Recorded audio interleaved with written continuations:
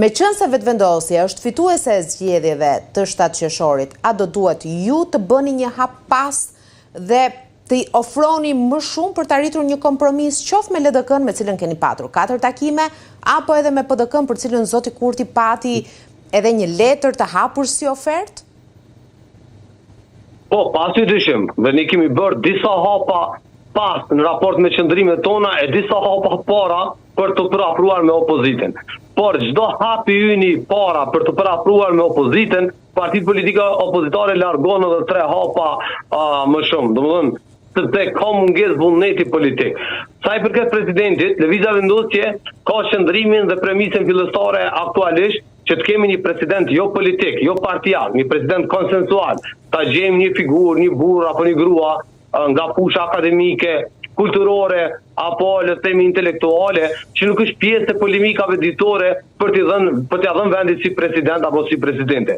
Nuk ka qëndrim më parimor dhe më fisnik. Presidenti s'ka pse të jetë i partive politike, madje është edhe në karakterin e përcaktuar me kushtetut që presidenti duhet të jetë një figurë që simbolizon unitetin e popullit dhe që nuk i përket partive politike. Po kjo nuk ju pengoi në 2021-shin?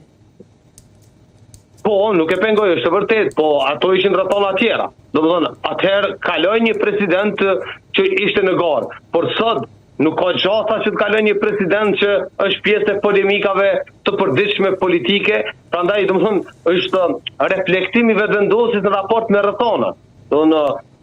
Pse nuk duhet t'ia japim vendin një president krejtësisht neutral, që nuk i përket asnjë pale dhe që e personifikon e personalizon profilin e përcaktuar dhe me kushtetut. Zoti Rustemi, ka një vendimarrje në vetëvendosje, se kam përshtypjen që Albin Kurti nuk vendos vetëm, besoj e ka ndarë edhe me pjesën tjetër dhe është diskutuar edhe me kryesinë e partisë apo me grupin e deputetëve. Ka një vendimarrje, është vetëvendosje e gatshme që në marrëveshje me një parti tjetër, forcë të opozitës, të lëshoj pozitën e presidentit dhe të arrijë një marrëveshje që presidentin ta zgjedh qoftë PDK, qoftë LDK, pra në varësi të marrëveshjes që do të arrihet, dhe nëse ka një marrëveshje më pas, Kurti, Adnan Rustemi apo të tjerë në vetëvendosje, nuk mund të vendosin vit të kuqe për emrat? Sa i përket PDK-s, ajo nuk është interesuar që të ketë asnjë bashkëpunim. Madje pas takimit parë ka hequr dorë edhe nga takimet e mëtutjeshme, AK ka refuzuar të gjitha takimet, domethënë nuk vjen në asnjë rast në ftesat e vazhdueshme të zotit Kurti. Ne vazhdojmë të ftojmë, edhe sot i ftojmë edhe zotin Hamza, edhe zotin Gjini, që të vinë në takim dhe të diskutojmë dhe të gjejmë një zgjidhje. Por lëvizja vetëvendosje është e bindur që aktualisht Kosovës i duhet një president konsensual jashtëpartijak dhe gjithmonë keni parasysh, po flasim për një situatë në cilën lëvizja vendosje ka votat e mjaftueshme për ta zgjedhur qeverinë dhe për ta konstruar kuvendin. Ne nuk kemi nevojë për koalicion qeverisë. Rrethona tjera ishin vitin e kaluar kur u refuzuam nga LDK, domethënë pas zgjedhjeve të nënshkurtit të vitit 2025. Në atë kohë, ne nuk i kishim votat as për qeverinë dhe as për kuvendin. Dhe kishim nevojë për një partner që na mundsonte edhe konstruimin e kuvendit dhe zgjedhjen e qeverisë, e që po të themeloj atëherë, natyrisht nuk do të kishim 2 pol zgjedhje pasuese, sepse do të kishim edhe votat për presidentin. Por sot ne kemi votat për qeveri. Natyrisht, përkundër se kemi votat për qeveri, ne kemi ofruar LDK-s herën e kaluar 4 ministri dhe zëvendës kryeministrin e parë, vetëm për të ardhur në seancë dhe për të marrë pjesë në proces votimit. Domethënë, çdo duke votuar kundër apo duke abstenuar për një figurë konsensuale për presidentin e Republikës. Ndërkohë që PDK-s, sikurse edhe LDK-s, i kemi dhënë kryetarin e kuvendit si përgjigje ndaj kritikës së tyre që VV nuk duhet të ketë 3 pozitat kryesore.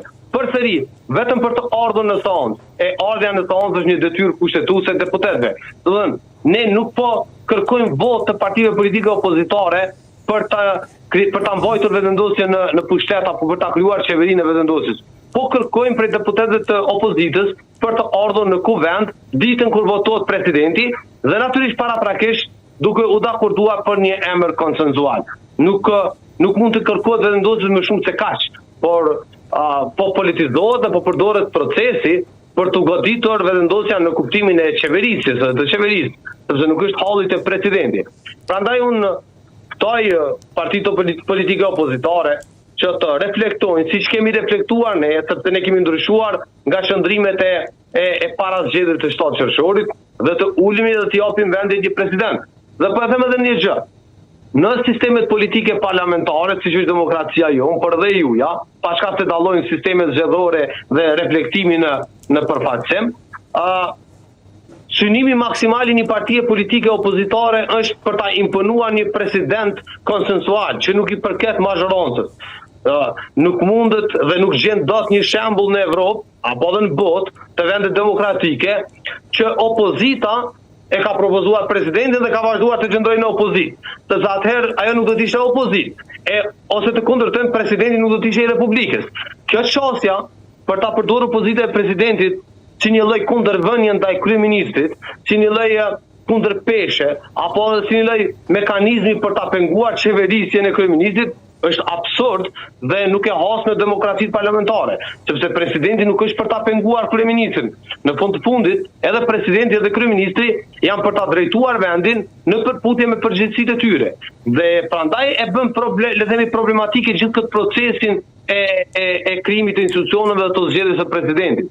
Kur ju po flisin se sa mirë duhet shkojë kryeministri edhe presidenti, më kujtuan zoti Kurti dhe zonja Osmani vite më parë, sepse kombinimin dhe funksionimin të dy bashkë në krye të shtetit e kishin të jashtëzakonshëm paktën në vitet e para.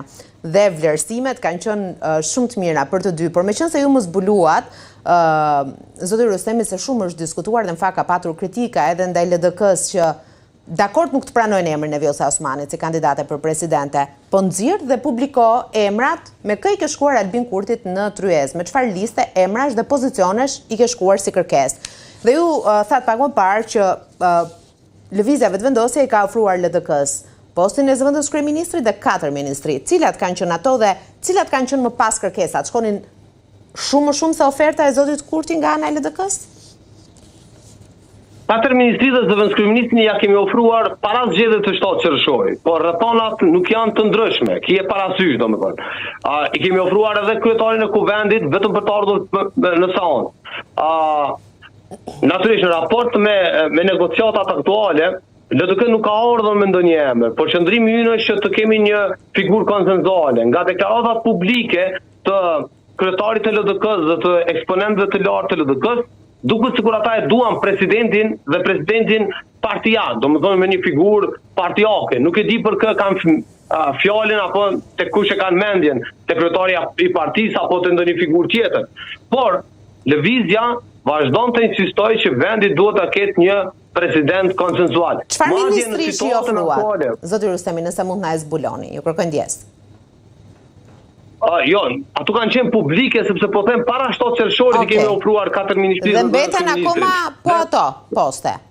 Po rrethonat nuk janë të ndryshme. Nuk po them që Kurti ka propozuar të njëjtat edhe në takime.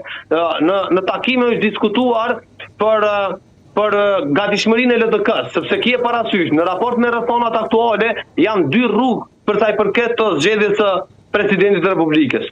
O vazhdojnë vetëvendosja me këtë mazhoroncën që ka të krijojë qeverinë dhe të konstruojë kuvendin, dhe pastaj të gjitha partitë politike të dakordohemi për një emër